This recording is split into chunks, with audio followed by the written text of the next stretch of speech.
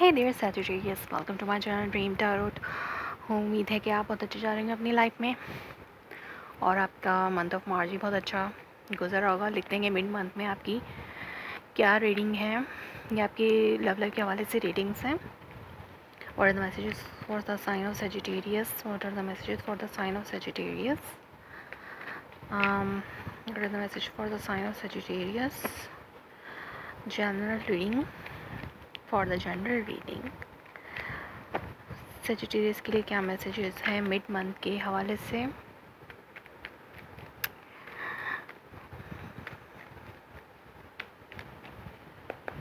What are the messages for the sign of Sagittarius for the mid month? Moon card, lot of confusion, बहुत confusion है आपके। आप इस पर बहुत ज़्यादा कंफ्यूज्ड हैं। हो सकता है अपने रिलेशनशिप के हवाले से कंफ्यूज हो या कोई भी कंफ्यूजन हो सकती है। जनरल रीडिंग है तो ज़रूरी नहीं है कि इसको लव के हिसाब से ही लिया जाए, लेकिन पर्टिकुलरली लव लाइफ के हवाले से तो डेफिनेटली आप लव लाइफ के हवाले से, अगर आप कमिटेड हैं तो अपनी कमिटमेंट के हवाले से, अगर आप इन लव रिलेशनशिप में हैं, लव रिलेशनशिप के हवाले से कंफ्यूज हैं, और आप इन मैरिज रिलेशनशिप में तो अपनी मैरिज के हवाले से आप कंफ्यूज हैं या कुछ हिडन हैं।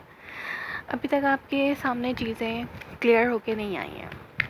हो सकता है आप अपने फ्यूचर के हवाले से परेशान हो, आप रिकनसाइल करना चाहते हैं किसी से, या फिर रिकन्सिलिएशन की एनर्जी आ सकती हैं आफ्टर दिस कन्फ्यूजन के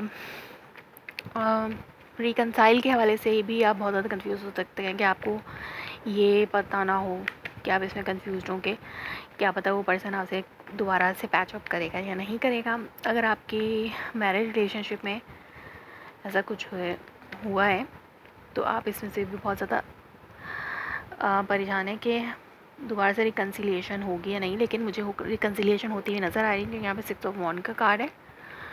तो आप सक्सेसफुली दोबारा से इस डेथ रिलेशनशिप को, रिजरेक्शन जजमेंट कार्ड जो है वो ये शो करता है कि जो चीज़ डेड हो गई थी, यानी जो इमोशंस, जो लव और जो भी आपकी रिलेशनशिप था वो डेड हो चुका था, वो जो है अब दोबारा से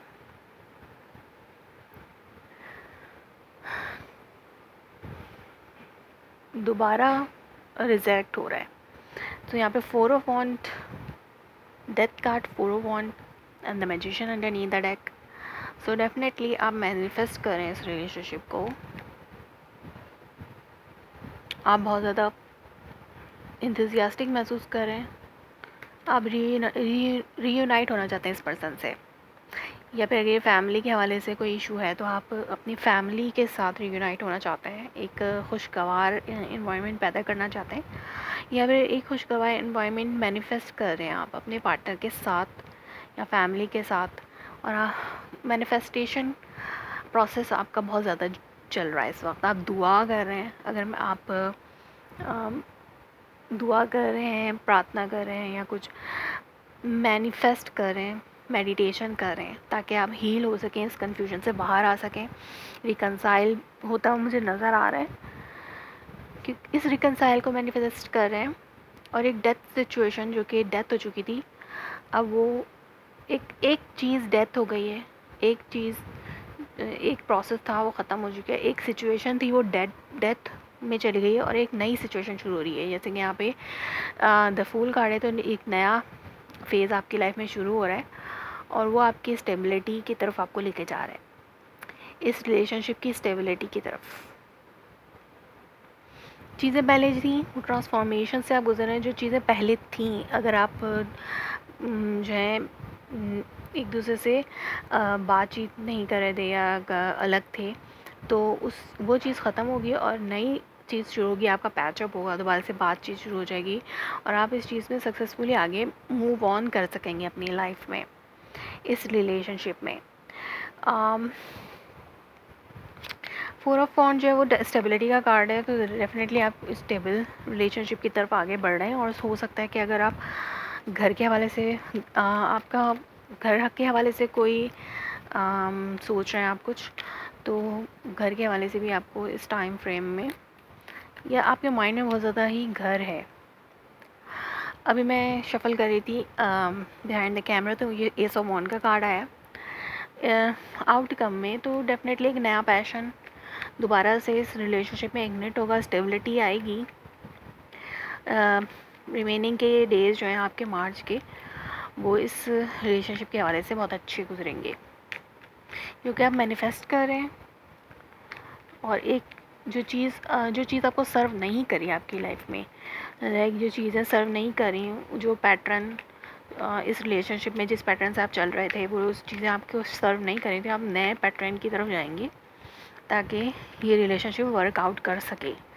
लाइक पहले जिस तरह से आप इस रिलेशनशिप को अच्छे से हैंडल कर लेते थे और हो जाता था, लेकिन इस बार वो नहीं हो पा रहा, तो आप किसी दूसरी तरीके को अपनाएं ताकि आपका पैचअप हो सके इस पर्सन के साथ या ये रिलेशनशिप अच्छा चल सके। टू ऑफ सोर्स, इंडिसाइसिवनेस की सिचुएशन है आपकी, कोई डिसीजन नहीं ले पा रहे हैं आप अपने इस पर्सन के हवाले से। डेफिनेटली आप अपनी इंट्यूशंस को बहुत ज़्यादा यूज़ कर रहे हैं इस वक्त टू मैनिफेस्ट दिस रिलेशनशिप अपनी, और बहुत ज़्यादा अपने आप को स्ट्रॉन्ग बनाने के लिए आप मैनिफेस्टेशन कर रहे हैं, इंट्यूशंस अपनी इंट्यूटिव पावर को यूज़ कर रहे हैं ताकि आप इस रिलेशनशिप को हील कर सकें और अपने आप को स्ट्रॉन्ग बना सकें, इस रिलेशनशिप को हील कर सकें, अपने आप को स्ट्रॉन्ग बना सकें।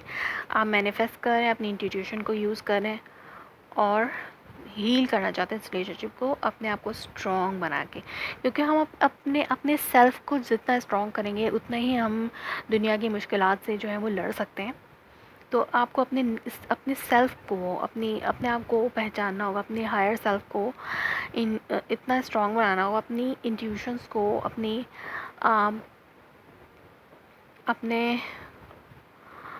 जो आपकी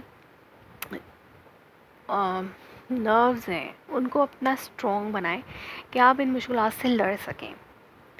सो जो भी ये सिचुएशन थी, जो कन्फ्यूजन थी, आप उससे बाहर निकल आएंगे अपने इस मेडिटेशन के बाद, इस मैनिफेस्टेशन के बाद, इस मेडिटेशन के बाद आप अपनी लाइफ की हैप्पीनेस में, अपनी इमोशनल फुलफिलमेंट में ज़रूर आ जाएंगे। अगर ये आपकी फैमिली के साथ इमोशनल फुलफिलमेंट नहीं है, आपके पार्टनर के साथ इमोशनल फुलफिलमेंट नहीं है, तो आप अपने गट्स, अपनी इंट्यूशन को इतना स्ट्रॉन्ग कर लेंगे, अपने मेडिटेशन इतनी ज़्यादा कर लेंगे कि आप अपने आप में अपने आप को बहुत ज़्यादा स्ट्रॉन्ग फील करेंगे, बहुत ज़्यादा इमोशनली फुलफिल्ड फील करेंगे, अपने अंदर से हैप्पीनेस फील करेंगे।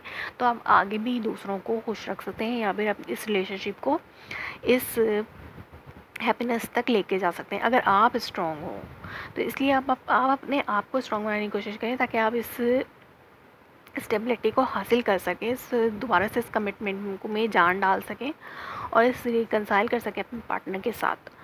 तो ये जो टाइम पीरियड आपका है, आप इसमें अपने आप को बहुत ज़्यादा मेडिटेशन में और इसमें मसरूफ़ रखेंगे और अपनी स्टेबिलिटी के लिए आप बहुत ज़्यादा दुआएं करेंगे, मैनिफेस्ट करेंगे उसको और अपने आप को स्ट्रॉन्ग बनाने की बहुत ज़्यादा कोशिश करेंगे। और अगर कुछ भी डिसबैलेंस था आपकी रिलेशनशिप में तो आप उसको हील करके बैलेंस करने की कोशिश करेंगे। और जो इनडिसाइसिवनेस थी आप उसको भी कन्फ्यूजन और इनडिसाइसिवनेस है उसको भी वो भी हील होती हुई मुझे नज़र आ रही है। आप एक पॉइंट पे आ जाएंगे इन दिनों में। सो सैजिटेरियस, आपकी रीडिंग अच्छी है, बस आपको अपनी गट्स पे, अपनी गट फीलिंग पे, या भाई ये इस तरह से भी हो सकता है कि आप अपने ड्रीम से बहुत ज़्यादा ध्यान दे रहे हैं। हो सकता है आपने कुछ ऐसे ड्रीम्स देखे हों जो कि आपको ऐसा लगता हो कि वो आगे जाके उनका कुछ फ्यूचर हो, तो आप उन पे बहुत ज़्यादा ध्यान दे रहे हैं और अपनी गट्स को, अपने आप को इतना स्ट्रॉन्ग बनाने की कोशिश करें ताकि आप अपनी रिलेशनशिप को आगे लेके चल सकें। सो सैजिटेरियस, आपकी रीडिंग अच्छी है। If it's resonates you, please let me confirm in a comment below, like my video, subscribe my channel. Thanks for watching.